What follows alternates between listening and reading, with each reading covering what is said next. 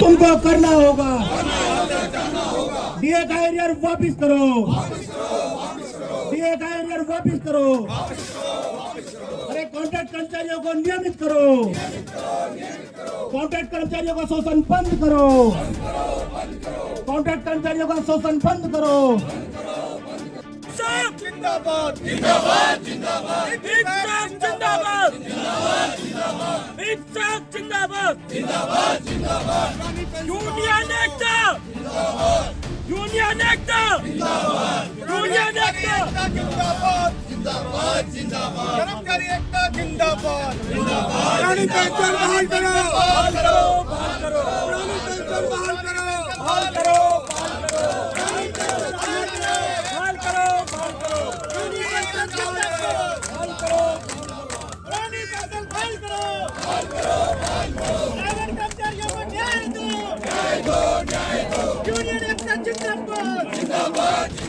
मेरे दोस्तों, देशभक्ति डायलॉग जो है आज को आपको आज यहाँ पर जो है ये यहाँ पर जंतर मंतर पर जो है यहाँ पर धरना प्रदर्शन हो रहा है, जो कि पुरानी पेंशन बहाल को लेकर यहाँ पर धरना प्रदर्शन हो रहा है, जो कि ठेकेदारी प्रथा को समाप्त करने के लिए, अनुबंधित जो संविदा है उनकी डिमांड्स के लिए, दैनिक वेतन भोगी के लिए यहाँ पर और कर्मचारियों को नियमित करने के लिए जो यहाँ पर धरना प्रदर्शन आज किया जा रहा है। और यहाँ पर एनपीएस को लेकर और जो unified pension service, unified pension scheme जो कि सरकार के द्वारा निकाला गया है, यूपीएस को लेकर जो है यहाँ पर भी उनका यहाँ पर सरकार के खिलाफ जो है रोष प्रदर्शन है। और जो है Indian public service employees federation के द्वारा यानी कि आईपीएसईएफ के द्वारा जो है ये फेडरेशन के द्वारा यहाँ पर धरना प्रदर्शन, यहाँ पर आंदोलन किया जा रहा है, सरकार के खिलाफ यहाँ पर रोष प्रदर्शन किया जा रहा है जंतर मंतर में। और सरकार हर बार जो है यहाँ पर जो है उनकी जो है यहाँ पर अनदेखी कर रही है, कर्मचारियों को अनदेखी कर रही है, पर जो है ओल्ड पेंशन स्कीम की बहाली नहीं कर रही है। दिल्ली में यूनियन कराते हैं। आप सबको आमंत्रित करता हूं कि आप गेट नंबर 4 दिल्ली यूनिवर्सिटी पे कल अवश्य आए साथियों। दूसरा साथियों, भारत सरकार में जो कर्मचारी बैठेगा उसको बोनस मिलेगा, ऑटोनॉमस को बोनस नहीं मिलेगा। हम इस मंच के माध्यम से भारत सरकार से मांग करते हैं, हर रात के बाद सुबह होती है, जब रात घनघोर होती है तो कोई सोचता है दिन नहीं निकलेगा, लेकिन मैं इस मंच के माध्यम से भारत के प्रधानमंत्री को चेताना चाहता हूं, हर रात के बाद सुबह होती है, या तो हमारा बोनस वापस करो, नहीं वो सुबह आपके लिए नहीं आएगी। फिर 18 महीने का हमारा डीए फ्रीज किया, क्या दिक्कत है भारत सरकार को? इतने बड़े बड़े रईस जादे जो इस देश को छोड़ छोड़ कर भग रहे हैं, उनका करोड़ों रुपए जब आप माफ कर सकते हो, तो कर्मचारी का 18% डीए का एरिया देने में भारत सरकार को क्या दिक्कत है साथियों? हमारा डीए का एरिया भारत सरकार को रिलीज करना चाहिए, ये इस मन से इप्सेप की डिमांड है साथियों। दूसरा मेरे सम्मानित साथियों, क्योंकि ये जो जंतर मंतर पे भारत सरकार ने ऐसी पॉलिसी बना रखी है कि पहली पाली 1 बजे तक और दूसरी पाली 1 बजे के बाद, 2 बजे से 5 बजे तक, इसको भी इन्होंने कमर्शियलाइज कर दिया है। नहीं दे सकते आप पूरे दिन आंदोलन, नहीं दे सकते आप रेगुलर आंदोलन। लेकिन मैं एक बात बताना चाहता हूं आपको, लोकतंत्र में लोक की आवाज आप थोड़े समय के लिए दबा सकते हैं, लंबे समय तक नहीं दबा सकते साथियों। और ये वो जमात बैठी है जो आपके सामने बैठी हुई है, आज घोटे घोटे पानी थे, गाड़ियां नहीं निकल पा रही थी कई जगह से, उसके बावजूद शिवरात्रि का दिन है, कांवड़ में भी लोगों ने जगह जगह सड़क जाम हो रखी थी, लोग कांवड़ लेकर आए थे, उसके बावजूद आज इतनी संख्या में जंतर मंतर आपने बनाया, इसके लिए हृदय की गहराइयों से आपका धन्यवाद करता हूं साथियों। सम्मानित साथियों, मैं एक बार पुनः खासकर अपनी नारी शक्ति का और बहुत सारे दूसरे साथियों के लिए क्षमा प्रार्थी हूं, जिसको हम आज की डेट में 2-2 मिनट का टाइम देने के बावजूद भी समय नहीं दे पाए, उसके लिए बीइंग ए डुगू इप्सेप का दिल्ली प्रदेश का प्रधान, मैं आपसे क्षमा प्रार्थी हूं। इसको किसी ने माइंड नहीं करना। नेता एक बोला है हमारे पक्ष में और वही पॉजिटिव बोल रहे हैं, उसके साथ हम सब खड़े हो जाए, उसी का नाम यूनियन होता है साथियों। ये नहीं है कि मैं बोला, मैं नहीं बोला, अरे तू नहीं बोला, तेरे लिए तेरा नेता बोला, तुम्हारी आवाज पार्लियामेंट तक जाएगी। यहाँ से इतने मीडिया के लोग यहाँ खड़े हुए हैं, आपकी आवाज देश की आवाज बनेगी। लगातार सरकार ये कह रही है कि हमने जो पहले दे रहे थे मिनिमम पेंशन की भी गारंटी दे दी, पेंशन में कंट्रीब्यूशन भी बढ़ा दिया, बीच का रास्ता निकालने की कोशिश हो रही है। सरकार हमेशा ये कहती है कि पेंशन का बहुत भार है, लेकिन वहीं दूसरी तरफ जो नेता हैं, जो जैसा आपने कहा सचिव है, वो सब पुरानी पेंशन ले रहे हैं। तो ये कितनी सच्चाई है इस बात में कि पेंशन का वजन बढ़ता जा रहा है सरकार में, और आप क्या कहना चाहेंगे? नहीं, पेंशन का वजन बढ़ता जा रहा है और कौन सी चीजें हैं जिसके अंदर सरकार ने कटौती कर दी है। जो भी इनको मानदेय मिलते थे माननीयों को, आज तक किसी में कोई कटौती नहीं करी गई है। पेंशन कोई बोझ नहीं है। और 10% अगर भारत सरकार 10% दे रही है तो हम 10% देते हैं, 8.5% देते हैं। अगर भारत सरकार इससे अगर ओपीएस में दे रही थी तो मेरे ख्याल में कोई बोझ सरकार पे नहीं पड़ा है। ये सरकार की एक पॉलिसी है। 10% मेरा ही पैसा जब वो इकट्ठा हो जाएगा क्यूमुलेटिव होकर के, उसके बाद हमें पेंशन मिलेगी। और यूपीएस के अंदर तो अगर मेरा कॉर्पस नहीं बना तो हम जो ये कह रहे हैं ना आपको मिलेगा 50% पेंशन ही नहीं दे सकते आप। और कुछ मांगे आपकी है, जैसे ठेकेदारी प्रथा के बारे में आप बता रहे हैं, लगातार ऐसी खबरें आती हैं कि भाई ठेकेदारी प्रथा की वजह से लोगों को जब चाहे रख दिया जाता है, जब चाहे निकाल दिया जाता है। 4-4, 5-5 साल काम करने के बाद भी वो लगातार अस्थायी बने रहते हैं। उस विषय पे क्या कहेंगे? सर 5 साल की बात आपने कम की है। 5 साल नहीं, 25-25, 30-30 साल लोगों को कॉन्ट्रैक्ट पे काम करते हुए। मेरी यूनिवर्सिटी के अंदर भी 25-25 साल लोगों को कॉन्ट्रैक्ट पे काम करते हुए। जो आदमी 25 साल से कॉन्ट्रैक्ट पे काम कर रहा है, उसके बाद उसको निकाला जाता है और फ्रेश आदमी भर्ती करे जाते हैं। तो इससे बड़ा दुख नहीं हो सकता। ये शोषण है, एक्सप्लॉयटेशन है कर्मचारी का। एक आम आदमी का एक्सप्लॉयटेशन है जिसका इससे विरोध करती है। प्रथम स्थायी राष्ट्रीय वेतन आयोग की आप मांग कर रहे हैं, लेकिन वेतन आयोग तो पहले से ही है जो लगातार अपनी रिकमेंडेशन देता है, और अभी भी वेतन आयोग की रिकमेंडेशन आई है। तो प्रथम स्थायी राष्ट्रीय वेतन आयोग किस तरह से उसे डिफर है, अलग है, और क्या इसमें क्या चीज ऐसी है होनी चाहिए जो इनसे कह रही है आप?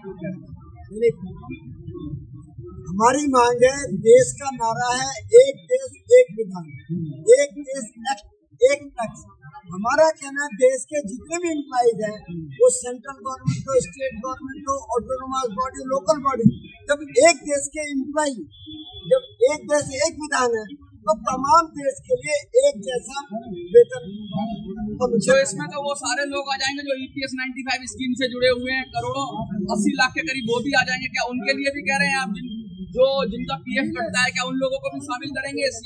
आपकी जो मांग है हमने देश के तमाम मेंबर ऑफ पार्लियामेंट को 3 लेटर लिखे हैं, जिसमें हमने मांग की है कि आप लाखों वोटों से जीतते हैं, देश की जनता आपको चुनती है, अब देश के लोगों के चुने हुए प्रतिनिधि हैं, तो आपकी नैतिकता यह है कि जब तक देश के आखिरी नागरिक को सम्मानजनक पेंशन नहीं मिलती, आप अपनी पेंशन छोड़ने की। ये बहुत बड़ी बात कह रहे हैं आप। क्या लगता है अगर ये बात कह देंगे तो पूरे देश के करोड़ों लोग, 8 करोड़ लोग, 7 करोड़ लोग कंट्रीब्यूटर हैं EPS 95 में, और सरकारी कर्मचारी, राज्य कर्मचारी, अगर ये सब मिल गए तो सरकार की तो जड़ें हिल जाएंगी और सरकार तो कुछ देर कांप जाएगी। क्या इतना बड़ा आंदोलन बनाने की कोशिश कर रहे हैं? हम लोग धीरे धीरे चल रहे हैं, और इस बार हमने क्या किया, ये आज का जो धरना था रिहर्सल है, जैसे आर्मी रिहर्सल करती है, हाँ। हम लोग भी रिहर्सल कर रहे हैं। अभी तो ये है, ये 29 की तैयारी कर रहे हैं, हम लोग 29 की तैयारी कर रहे हैं। और तमाम राजनीतिक पार्टियों के नेताओं को हमने कह दिया, अगर हमारी मांगों को अनदेखा करोगे तो इस बार देश का कर्मचारी, देश की जनता आपको अनदेखा कर देगी और आपको दूध में से मक्खी निकाल के। देवेंद्र जी, आपने रामलीला ग्राउंड भरने का ऐलान किया, वो तो पहले भी भर चुके हैं पुरानी पेंशन वाले कर्मचारी।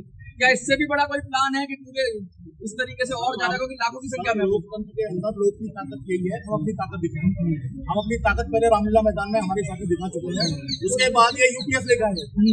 ऐसा नहीं है उस बात का, एक ही झटके में यूपीएस आ गया, उसके बाद यूपीएस लेकर आए। और जब एक बार पुनः रामलीला मैदान भरेंगे और देश का सारा कर्मचारी जाग जाएगा तो ये ओपीएस होगी।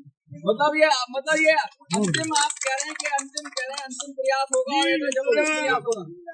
अच्छा, ये एक और मांग आपने कही लगातार, जो मैं मन से सुन रहा था, आपने बड़े मुखर होकर उठाई और आपके सारे लोगों ने समर्थन किया कि कोरोना अवधि में 18 महीने का जो बकाया DA की बात कर रहे हैं आप, तो वो क्या है? क्योंकि कोरोना योद्धा भी कहलाए जाते हैं आप लोग। बहुत सारे लोग ऐसे हैं, अलग अलग, जैसे सर, बहुत सारे लोग ऐसे हैं जो मतलब कोरोना टाइम में लगातार काम किया, जिन्होंने बढ़ चढ़कर हिस्सा लिया और जाने भी दी।